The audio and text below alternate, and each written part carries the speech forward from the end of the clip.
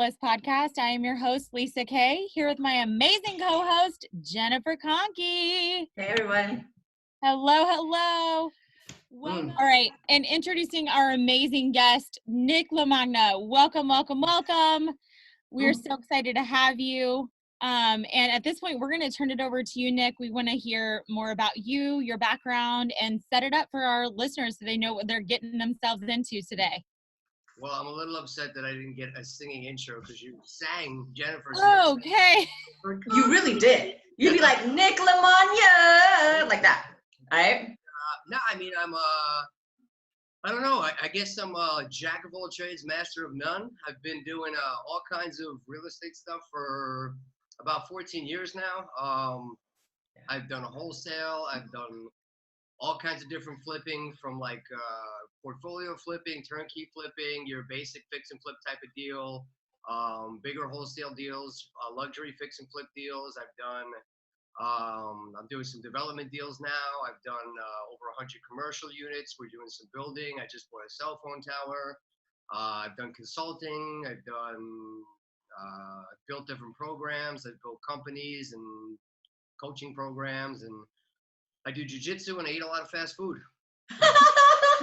My favorite part is that he said, I'm the master, or I do a lot of things like jack of all trades, master of none. It sounds like, I think you're the master of getting shit done. Yeah, master of getting shit done for sure. Right. I feel like when everyone's like, well, what do you do? Because people are like, I just wholesale, or I just flip, or I just do commercial. And I feel like I touch on all these different things that I don't really like focus on one. So I feel like I haven't like focused and mastered one. I just keep like touching on all these different things. So I have a lot of like different experiences, but I'm trying to focus more on like picking one or two and going like really deep into focus on them. You know what I mean? Like perfect example is I started boxing, and then I hurt my hand, and then I tried to go back to boxing, and I was like, well, with the hand down, it's better to do kickboxing because now you have more limbs. And then I started getting into jiu-jitsu, and then I started getting into MMA. And when I was doing MMA, you were training everything all the time. But then after my last boxing match, I started focusing more just on jiu-jitsu for the last few years, and wound up getting my black belt because I feel like all I did was focus on jiu-jitsu.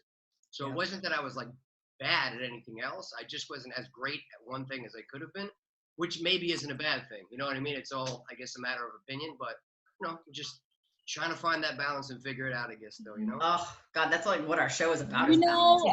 Amen. Yeah, I mean, exactly. I think what you're saying, it's interesting. I'm kind of in the same place because I started out just coaching, and then in February, I diversified to all these different types of things and ways I was expanding my coaching. And now I'm kind of like, okay, I just need to focus back. Jen has a cold, by the way. Sorry for all of our listeners. That was a sneeze. We're all about real moments here. Okay. Anyway, Nick, so talk to us about that, because I feel like that is like the ever evolving thing for so many entrepreneurs, even people in their careers, right? I mean, you see people in their careers bouncing around to all these different positions in a corporate setting. So tell us, like, what's working about that? What's not? Where's your head at with that? Well, I just actually, somebody just gave me a book. I believe it's called, it's actually right there. Yeah, let's do a plug. The One Thing. There you go. The One Thing. And it's all about focusing. So I started reading that, and when you open it up, the first page says, chase 2 rabbits, catch none. And I kind of like that. So I've been trying to think about that. And my business partner, Nicole, that Jennifer knows, is awesome. And she's really good for, like, I always call her and go like, I want to do this, I want to do this, I want to do this, I want to do this. And she lets me kind of spit it out. And then she sits there and it's like, damn it, just focus on something. Like, stop going all these directions. I can't take your shit anymore. I'm like, all right, sorry. So what I'm finding more. I love Nicole. I love Nicole. Lisa, you would love Nicole. Yeah, she's awesome. Nick and Nicole, that's interesting. Okay, I love this.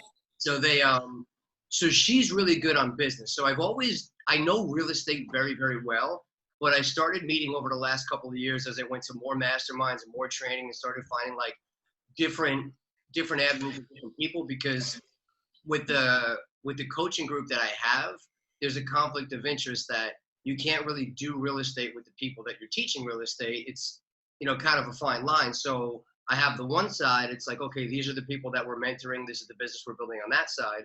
but I have to go find all these other avenues now to do my business side with, and then to do my coaching side, which is really cool because I'm meeting all these different people on all these different levels. And one of the things that I found was that there's a lot of people that actually don't know as much about real estate as I do, but they understand business better and they're making a lot more money than me. And that was really eye-opening. So over the last probably year and a half, I've been a lot less focused on the technicalities of real estate deals and really trying to dig in on the foundations of building a business. So I've taken a little bit of a step back on being as active in a lot of deals, and I have a couple of bigger deals that are going on, but I'm really trying to work with Nicole and build a foundation for our business in the background, so that way when it scales up, we're not jumping back like I've seen in a lot of these other businesses over the last couple of years, that they expand, but they have all these holes in their boat that they didn't know because they grew too big too quick, and they didn't have really proper people in place and proper business foundations. So, I mean, the old cliche of like the last 6-9 months, we've really been sharpening the axe, and we're about to be in a position that we're really going to start cutting some shit. And I'm kind of excited about that. But, you know, I think that that's been my biggest thing is like, let's not focus on all these different things because, yeah, there's opportunities and there's money to be made everywhere. But let's really focus on like what the best use of our time, what's going to be the best practices, and let's really get our black belts in that and focus on that, because we don't want to start something and then have to stop in 2 years and backtrack because we set it up the wrong way. And, you know, that's hard for somebody like me because I'm always go, go, go, go, go, go, go. So taking a step back and really doing that stuff, first off, I don't like that. I like to be kind of like going. And I feel like if I'm not moving forward all the time, I'm being lazy or moving backwards. But I do understand the principle of it. So she has to keep me grounded a little bit, but that's really been a big thing. So I recently sold off a 66-unit apartment building. And then we recently closed on a 9-acre development deal that we're going to build 38 houses on. And then from that, we made a couple of connections that we're working on going under contract for another parcel that we can get and build 147 homes on, and across the street, a 300-unit apartment building, and selling a portfolio. So those things are going to take, not the portfolio, that should be like 30 days, but the development deals probably will be like a year, 2 years, maybe even 3 years to really go through the city, build them, fix them, occupy them, stabilize them, sell them. But the money on that ranges from, I mean, the apartment building one, I mean, I think there was like a $15-16 million profit, which again, it's all preliminary stages. But if everything goes well, everything goes perfect, those are big deals. So it was a lot of like, well, instead of chasing all these things, if we have these 2 big deals and we really focus on them, we've seen how we drop the ball and lose money and make mistakes and forget things because we're focused on 100 different things. Whereas it's like on this type of deal, if you miss 1 or 2 things on a $15 million construction land deal, you're pretty screwed. Like that's a big deal. Yeah. So it becomes not worth it anymore to chase $50, $60, $70,000 deals, because what you can lose for losing the focus over there is not worth it. And you know, and I've lived that and I've done that. So I'm really trying to focus on that side of it. But being that there is, you know, a longer play there, and it's not that it's things every day. You know, you meet with a builder, you wait for the civil engineer, you go back to the city, they give you a revision, you go back to the guy. So what do I do all day, every day? So in between those, we're working on building like a really badass wholesaling business that we can consistently bring in deals and move like hopefully like $100,000 to $150,000 worth of volume every month, ideally. And we're training people to put in place standard operating procedures and have like a staff. So that way we can take the next 2-3 months while that's going on and really get those people trained so we don't have to be in that day to day. And then we can kind of step back a little bit and then focus more on the development deals. And I'm to a point that I realized I don't need 50 deals going on to be successful. But that was, you know, on the residential flipping side, kind of how I always felt. So that's really where my business is at right now. It's take on less, but focus on the things you have, because there's enough money in that to really make a bang. So so good. Ideally, it could be something different, but right now that's what I'm supposed to be doing. Yeah, the beauty behind that is that you could apply that business model to any of the businesses. You know, so it's 100%. It's like Stacy. It sounds like you and Nicole are kind of like how Stacy and I run business. Stacy's the go, go, go, go, go. And I'm always like, come on, we gotta go slow, quick. And she's like, no, it's quick, slow. It's slow, quick. We have to develop this strategy and like think about all the things that we need to do. And then once we have the plan, then it's go time. And it sounds like when you started off, it was okay to be doing the 50 deals and $50,000 to $60,000 profits. That's cool when you were there, but now you've scaled it so much that, you know, to burn your calories on the higher dollar items makes more sense right now with where you're at. So I think that's awesome. And it's a scalable model that people can follow. I love the fact that you're putting something in place that other people can wholesale too and just teaching it. I'm really like, I'm not trying to knock, like, I mean, $40,000, $50,000, $60,000 is a big deal. Oh yeah.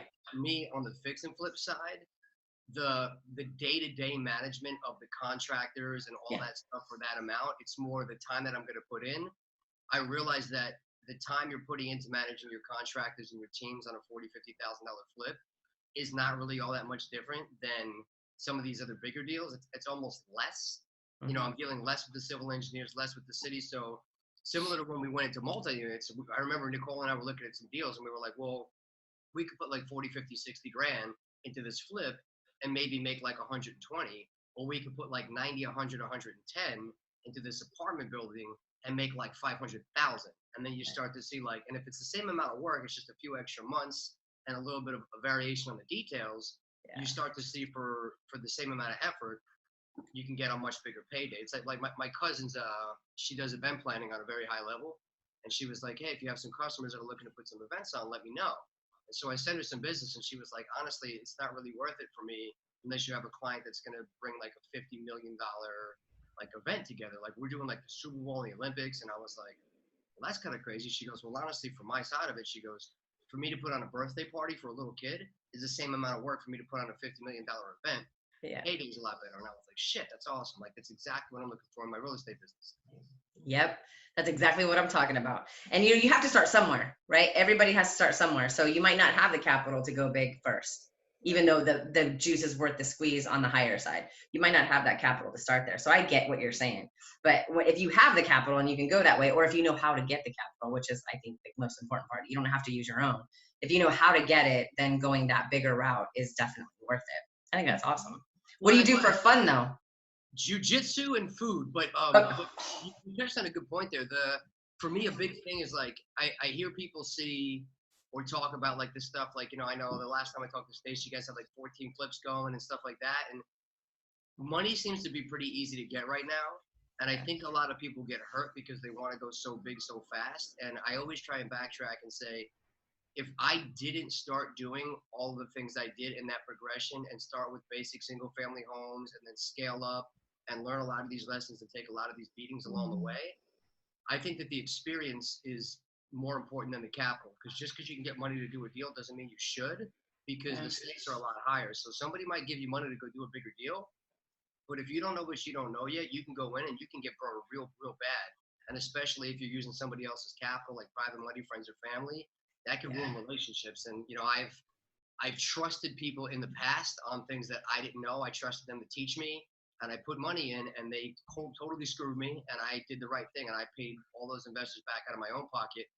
But some people aren't fortunate enough to be in a position that they have that money to pay. So, you know, you do have to walk your path. You get your white belt, then you get your blue belt, then you get your purple belt, then you get your brown belt, then you get your black belt.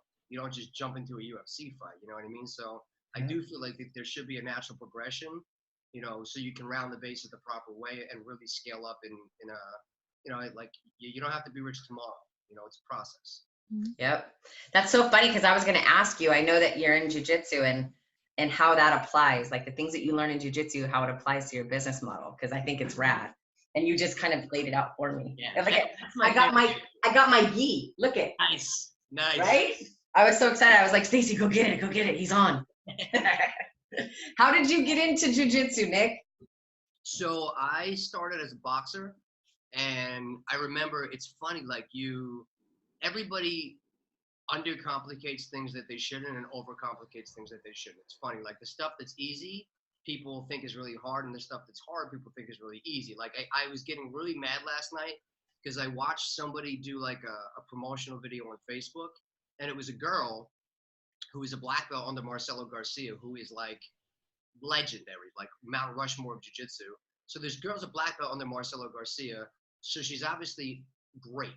And she was showing moves on a guy, and there was like thousands of comments on Facebook of all these dudes that were like, please stop the nonsense. Like 120-pound girl would never do this in real life. People don't fight like that. And I was looking at their profiles and I was like, these people have no experience, probably have never been in a real fight, have no idea what they're talking. But it was making me mad. And I was like, why do I care about what some beer drinking asshole like says about this? You know, like if they really wanted to, they could go to the gym and this girl would beat the shit out of them. But neither here nor there.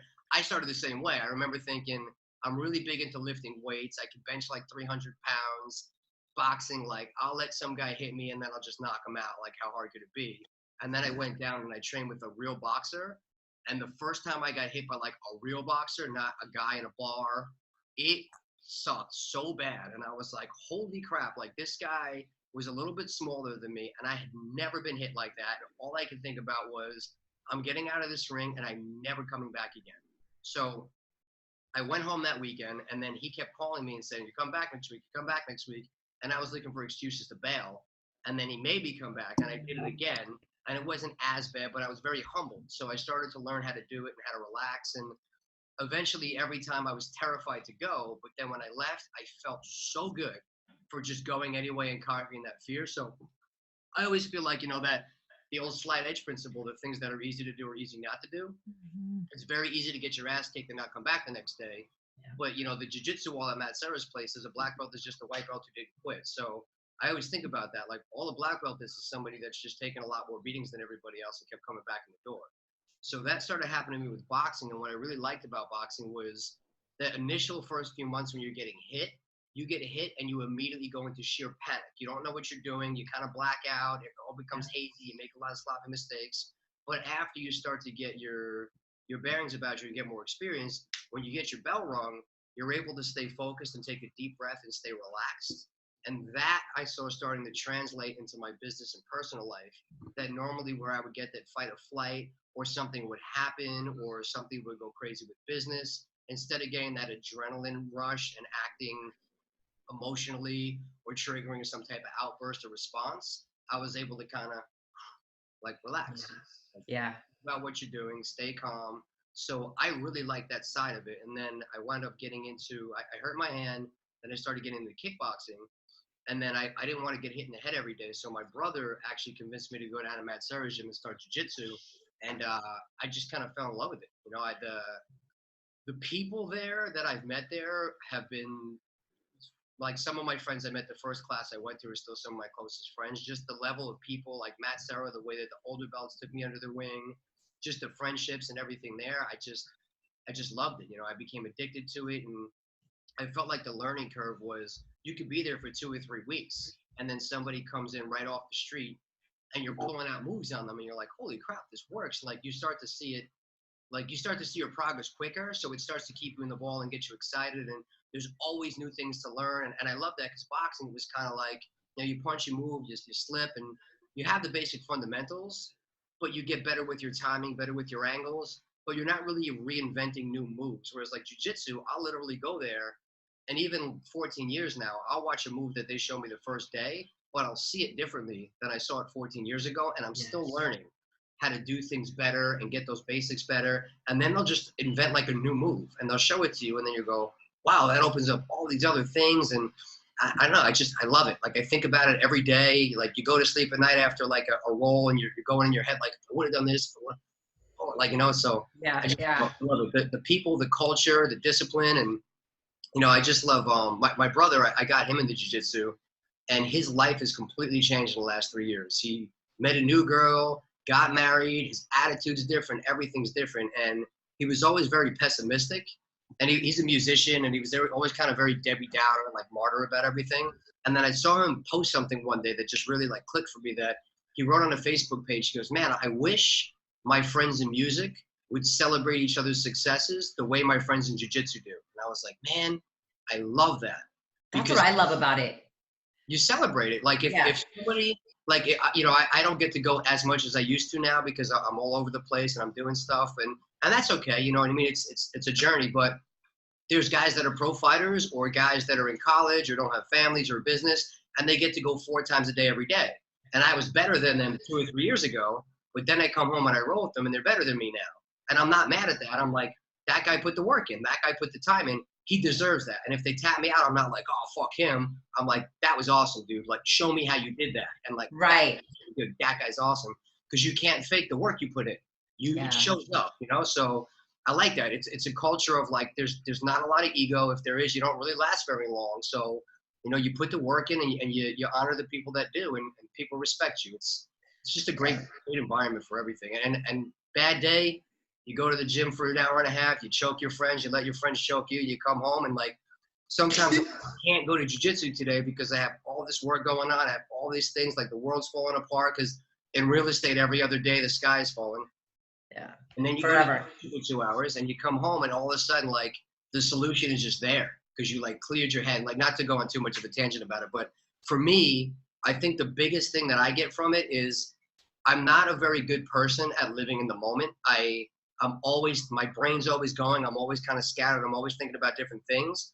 But when you're on the mat and you're rolling with people, you're forced to be thinking within that 20, 30 seconds because everything's happening. The guy grabs here, the guy grabs here, he gets your arm, he gets your neck, he moves, and your body's like, you have to be thinking in that second at all times.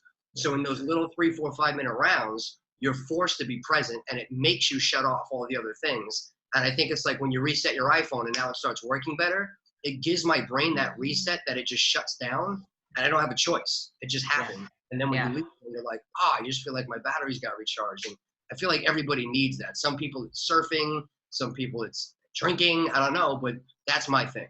You know? Yeah, everybody needs an outlet. And I feel like, so Lisa, when you go to jiu-jitsu, Lisa, it's like you have to have a strategy. And like when you're on there and like someone grabs you, you're sitting there going, shit, what am I going to do? And you have to think about, how do I move my arm? How do I do this?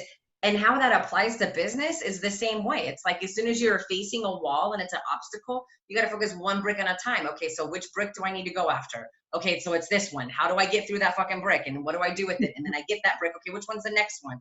It's like, it's exactly what you said, Nick. It's that, and it's not win or lose. I don't go there and sit there on the mat and go, oh my God, what am I going to do? I just got pinned. It's like, no, I got to think about it. So I learn. It's win or learn, and everybody celebrates each other. It's been life-changing since I started, and it's like the coolest thing. And it's given me that outlet, the coping. So that's why I was curious how it applied to you in business, because I've noticed some changes in my own approach. You know, I've learned some things. Some of my, I'm just plugging in my computer. Sorry. Some of my friends from jiu-jitsu, some of my friends from MMA have gotten into real estate. Like one of my buddies fought last night for UFC, a raging ally at Quinta. And I always tell everybody, you know, how you do anything is how you do everything. So my friends like Aljamain, it's Nicole actually. My friends like Aljamain, my friends like Ally Quinta, they got their black belts, they're professional MMA fighters, they're college wrestling coaches, they're always top notch because they put their work in, you know, so they're not afraid of hard work. They know what it's like to have bad days and just get back on the horse and say that's not going to happen again. And I feel like that principle of taking your lumps and coming back the next day and just getting back in the door and getting back on the horse and not letting the bad days get you too low and not getting the high days get you too high is a principle that applies in business big time, because that's the roller coaster that we're in every day. And it's very easy to let the good days go to your head or let the bad days just take you down and make you want to quit. Yeah.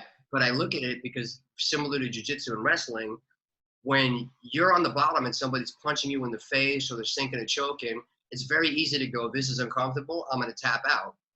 But it teaches you to go, no, I'm going to wait here a second and I'm going to think and go, well, there's got to be a way out of this. How do I do it? And that's the same thing that happens in business. Like, okay, this just happened on this deal. This realtor said this contractor said this, the city just shut down my job. Okay, this sucks, but what do I do? Take my ball and go home and tap out? No, I take a minute and I go, there's a way out of this. How do I do it? And you figure it out. Bam. Yep. Lisa, you were about to say something, I could tell. Yeah, no, I mean, he kind of started to answer. So I was going to ask, you know, what's the mindset shift on that, right? I know that what you're talking about sounds like 14 years of training. So we're not going to like, you know, have anybody walk away with any like major ahas, right? 14 years of training. But I mean, what would you say is the mindset shift there? Because whether it's in business, you know, I know several people in the corporate world, you know, entrepreneur world, I don't think it really matters. To your point, there's bad days, there's bad bosses, there's bad companies, bad experiences, layoffs. I mean, you name it, right? It happens. what's the mindset shift there?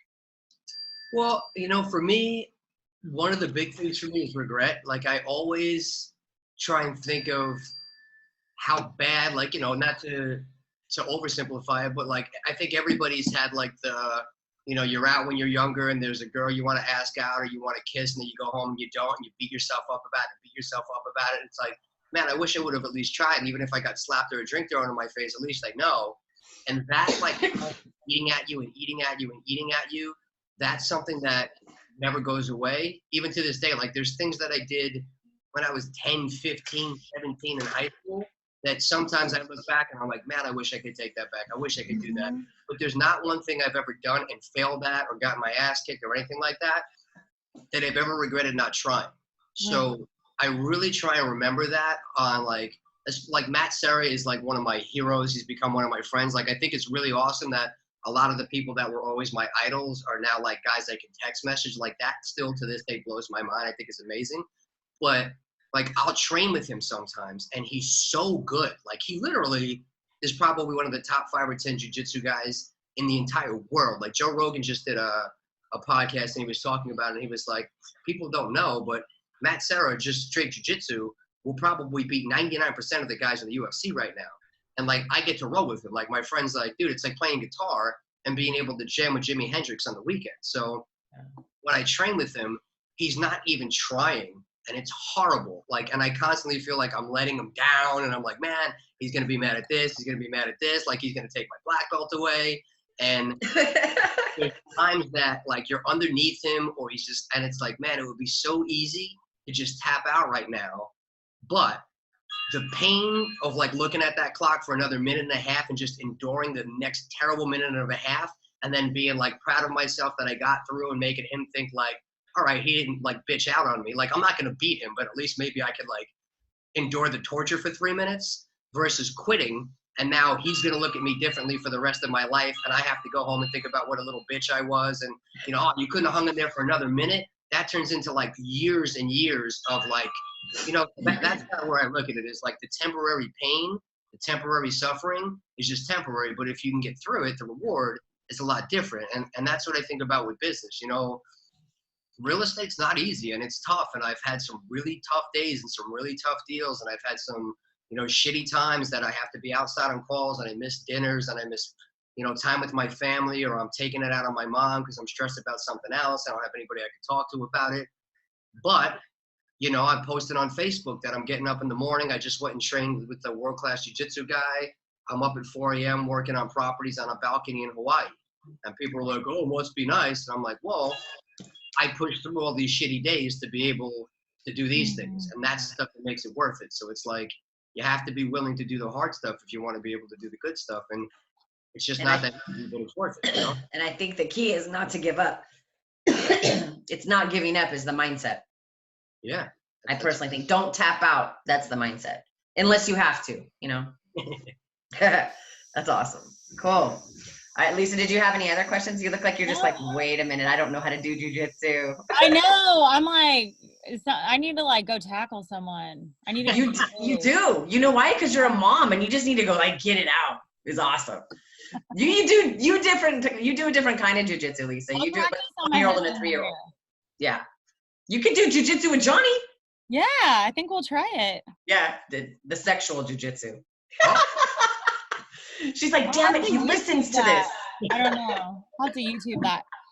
Okay. No, that was my main question was the mindset. Like, how do you flip the mindset, right? I mean, I love what you guys, I don't know jujitsu, but I'm hearing what you're saying and the mindset shift and how that applies to business. And so that's why I just wanted to hear like, when did you flip that switch and when do you, how do you apply that? I mean, it's so easy. I mean, me personally, I mean, Jen knows this, right? Like when things are hard, I mean, thank God I have people around me to call and like lose my mind for a little bit and then get back on the horse. I mean, it kind of goes back to a concept we talked about on another podcast, which is, creating that unofficial board of directors, like those people around you that, are always going to help, pick you back up when you're not strong enough to do it yourself. So that's all I was wanting to understand is that mindset shift that, when you're finally in jiu-jitsu long enough where you're like, no, I'm mentally strong enough. Like, I'm going to hang in here. I'm not going to tap out. It's just 3 minutes. It's just a season. It's just a day, right?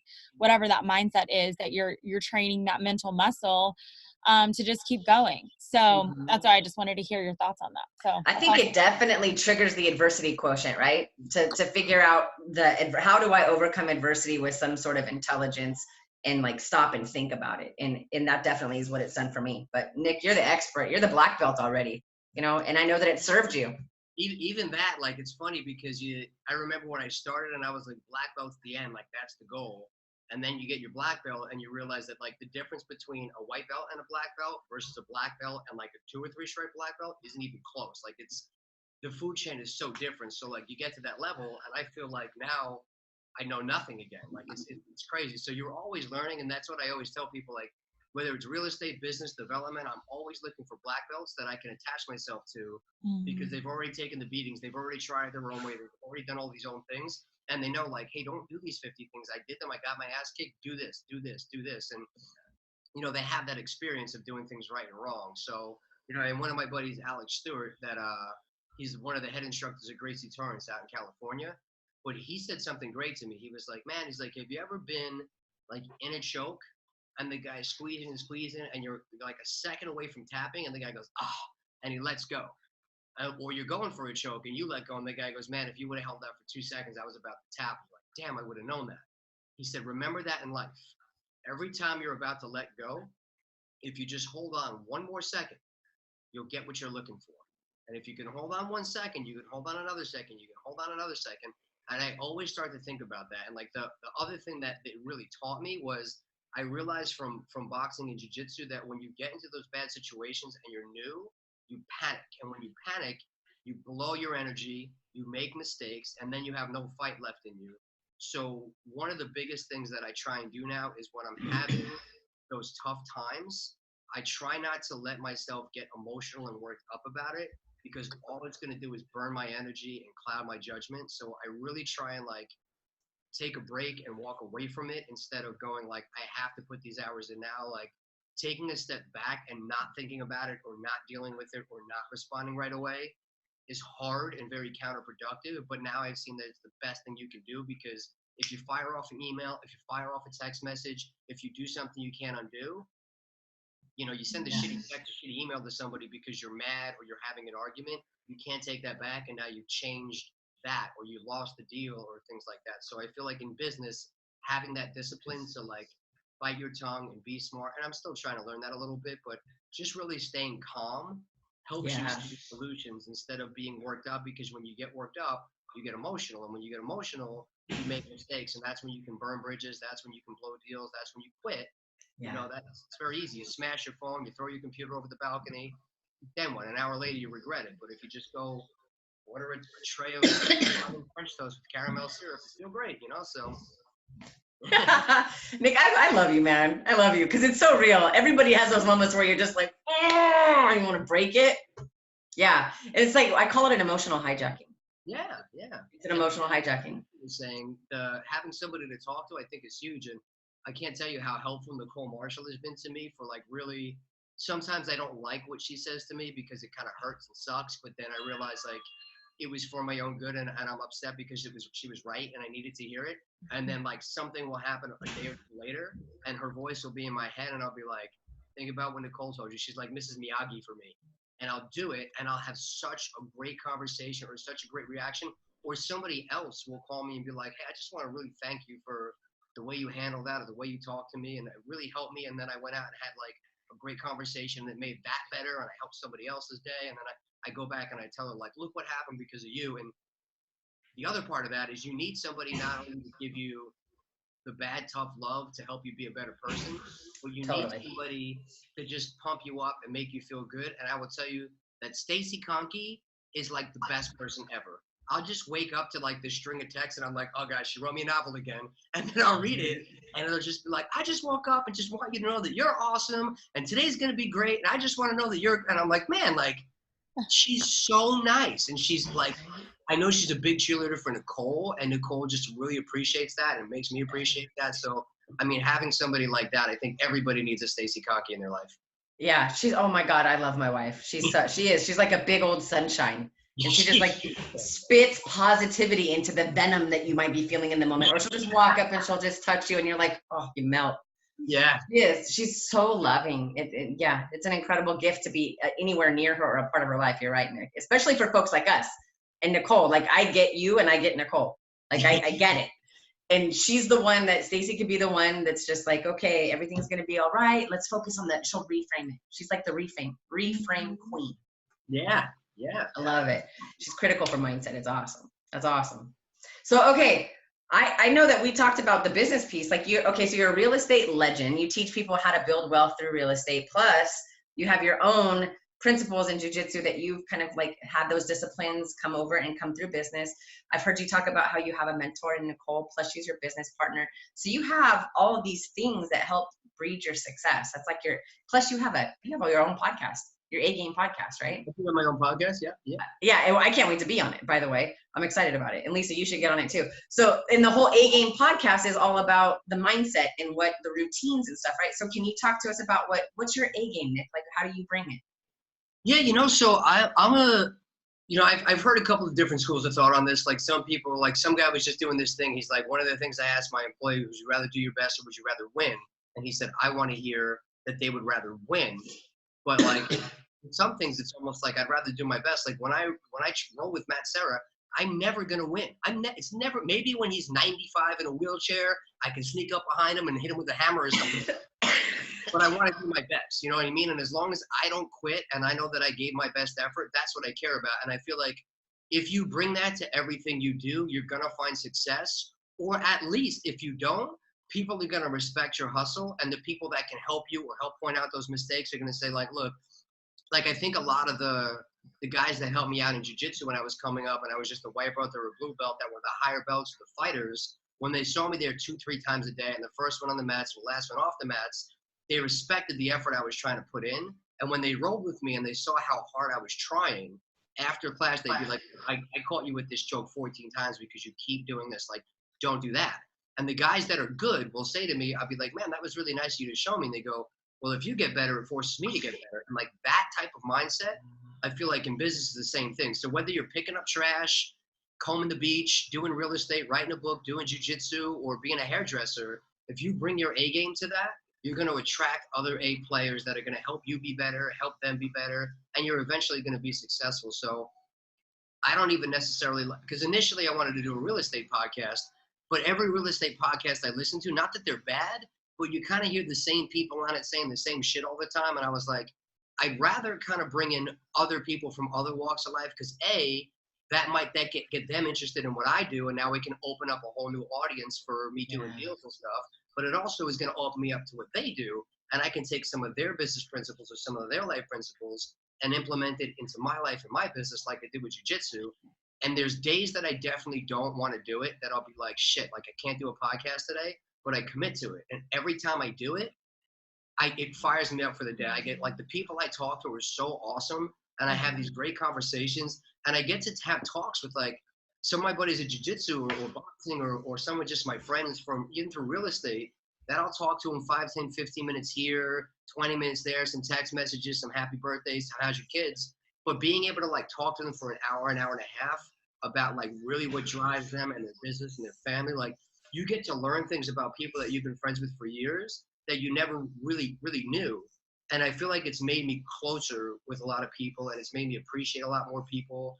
And it always makes my day better. So I get a lot out of it. And the thing that finally made me do it, because for years, I've been like, you know what, if I started a podcast 3 years ago, I'd have all these followers now and I do all these things. And then it was kind of like, well, you know, if I just would have shut up and done it a year ago, it would have been 2 less years. And if I would have done it 6 months ago, it still would have been better. So I just started doing it because my friend Billy Grazzi, who's a black belt under Gracie Torrance, and he's in a band Biohazard, and he's in a band Power Flow with the guy Sendog from Cypress Hill. So check out Power Flow, check out Biohazard. But he got me into jiu-jitsu, and he's a guy that I've always looked up to for a long time.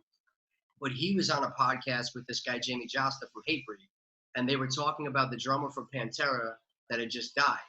And the guy Jamie Josta goes, look, what I love about doing this podcast is when we were younger, we were all touring together all the time. So we always hung out. We always played shows together. We always saw each other. But as we've gotten older and we're on different tours and we have families, I don't really get out a lot. And if I go to Texas, he's in a different state because he's on tour. So I don't really get to see them like as much as I used to.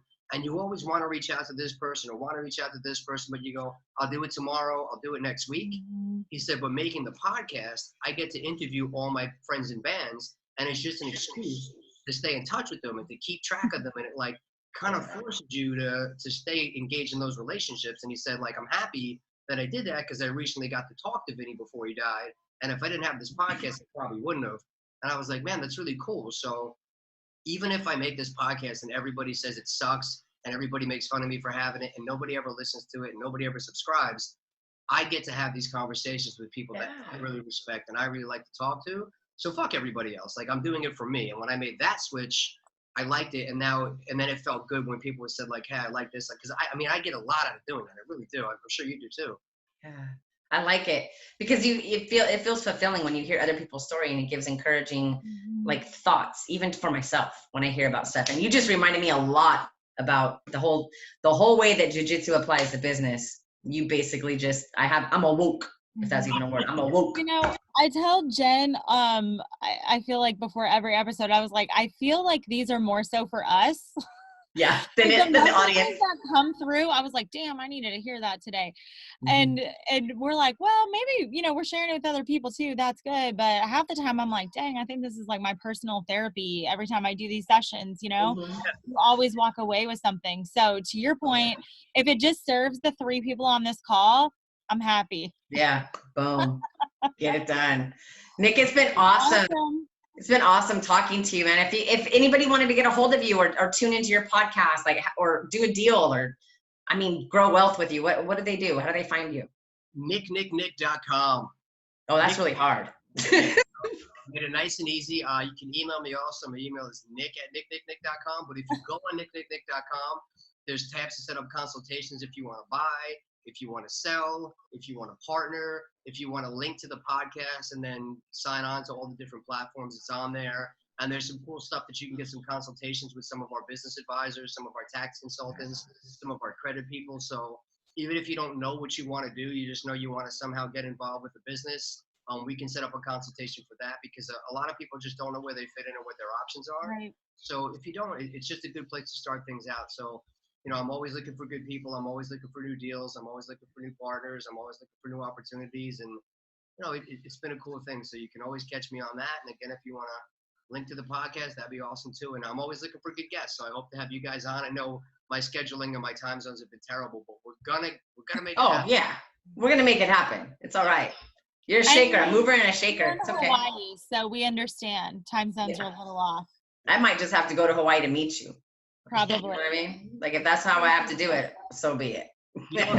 Well, I'll be on this time zone for another week and a half, so it actually works out great for me, like getting up early and doing this. So we should try and lock in a time while I'm at it to do early morning for me, afternoon for you.